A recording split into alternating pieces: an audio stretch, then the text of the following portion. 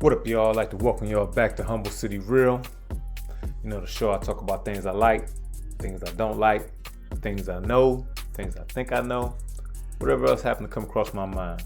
Like always, before we get off into the video and the subject matter, I want y'all to go ahead and dip in and go ahead and subscribe. Go ahead and tap on there, subscribe to the channel.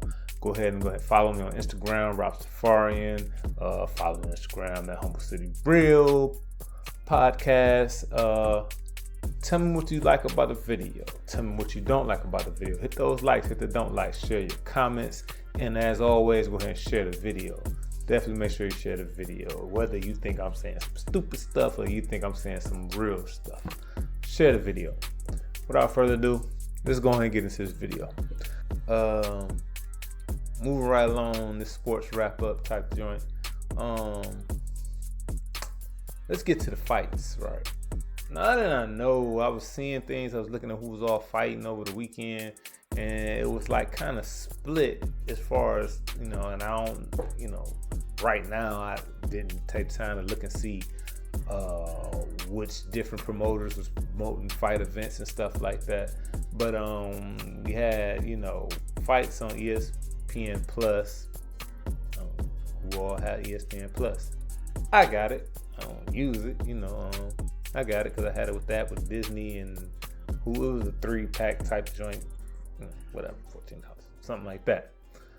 Needless to say, that's not the fights that I'm talking about though. I ended up watching the fight that I feel like the fight of the weekend.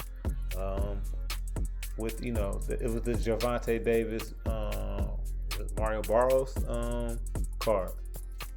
So I'm gonna start off saying, I'm especially after, once COVID hit, it messed up, kind of shook up the sports world, so threw it off. So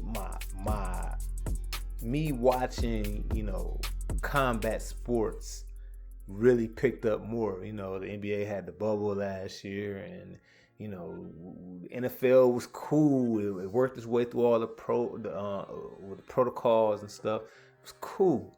But combat sports, because they kept going. Dana White, shout out to Dana White for UFC. They had the island, it was going, and then there was a lot of things that rose up, at least to my attention, that I was able to see. Because I get a lot of UFC and the Pride fighting, the Bellator. Watch a lot of those. Bare-knuckle fighting circuit. If y'all ain't hip to the bare-knuckle fighting circuit, Google it, YouTube it. It's just as good as bare-knuckle fighting, and it's actually sanctioned, I guess. Saying they have actual events, pay-per-view events. Check it out. It's real good. It's some solid stuff going on right there. They hype it up and they do the one thing. They put the value on it. As we all know, over the years, everybody looked at it like UFC just really took it over in the combat sport arena, the fighting, and due to some things that's more so outside of course, the fans' control, but sadly outside of the pro boxers, the guys who's actually in the ring, outside of their control. And, you look at it, UFC, Dana White, wow, they up here,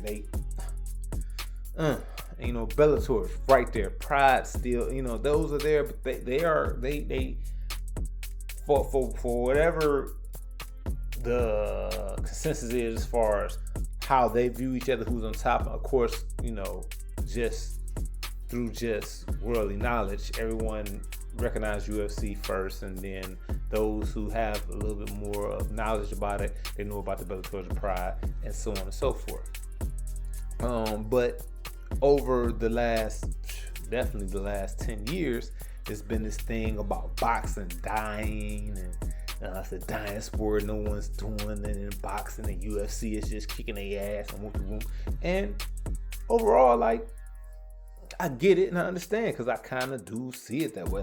UFC has gotten the upper hand, but with me seeing it, I have the understanding of why, or at least my perspective of why, the things I think I know. So with the boxing, what I think what ended up kind of happening with boxing A lot of times, over time, we want to see these certain fights, and these fights were supposed to happen, but then the fights don't happen. And then, you want to see, we want to see Pacquiao and Mayweather, whatever years ago, how many years before they fought, and then heavyweight division kind of just fluctuate a lot. So then some of the guys do get in, they sit, and then you got the whole thing about with boxing. They look at like, they accuse Floyd this a lot, setting up their fights, truly setting them up, like to where it's not like setting them up to where it's, you take a dive, but like,